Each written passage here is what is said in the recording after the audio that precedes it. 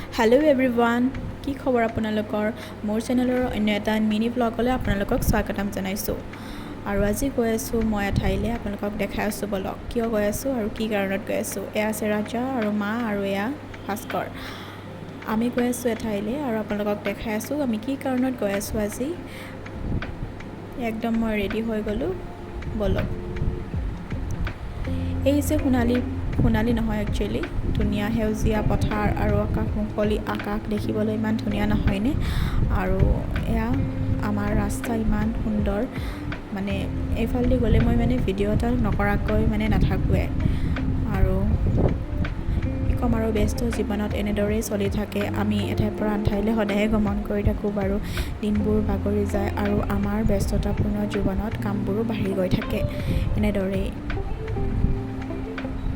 সময় সলনি হয়, গতিকে আমি কিছুমান বেলেগ ডিচিশ্যনো আমাৰ লাইফত ল'ব লগা হয়, নহয়নে?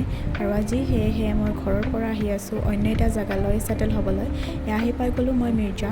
আৰু যিহেতুকে আপোনালোকে জানেই মোৰ পষ্টিং মিৰ্জাত হৈছে, আৰু অলপ অহা যোৱা চিডিউলটো অলপমান মিলা নাছিলে, অমিল হৈ থকাৰ কাৰণে মই ভাবি ল'লোঁ ৰুম ছেটেল হৈ লওঁ ইয়াতে ৰুমলৈ।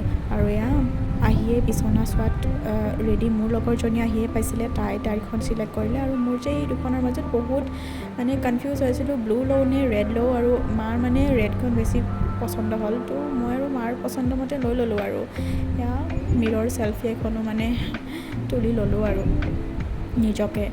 তাৰপাছত বলক, এয়া আমি তাৰপাছত মই আহি গ'লোঁ ফিল্টাৰ ল'বলৈ, পানী যিহেতুকে নেচেচাৰী আৰু পানীখিনি ভাল হোৱাটো নেচেচাৰী। এয়া ফিল্টাৰ কিনা হৈ গ'ল আৰু গৈ আছোঁ এতিয়া ৰুমলৈ, বলক। এয়া ফিল্টাৰ হৈ গ'ল, তাৰপাছত আৰু মানে মোৰ ফ্ৰেণ্ডজনী আগতেই গৈছে তাই, আৰু ৰখি আছোঁ আৰু আমি তাইলৈকে এতিয়া যাওঁ, বলক। আপোনালোকে হয়তো অন্য ভিডিঅ'বোৰত মোৰ দেখিছে, এই ৰাস্তাটো হয়তো আপোনালোকৰ নিশ্চয় চিনাকি, নহয়নে? মোৰ অফিচলৈ এইটো ৰাস্তাৰে অহা যোৱা কৰোঁ। আৰু এয়া হৈছে ৰুম, আহি পাই গ'লোঁ। আৰু মই এইবিলাক বস্তু সামগ্ৰী কিমান কিহে অনা হৈছে নহয়, আৰু এইজনীয়ে ঠিক কৰি আছিলে।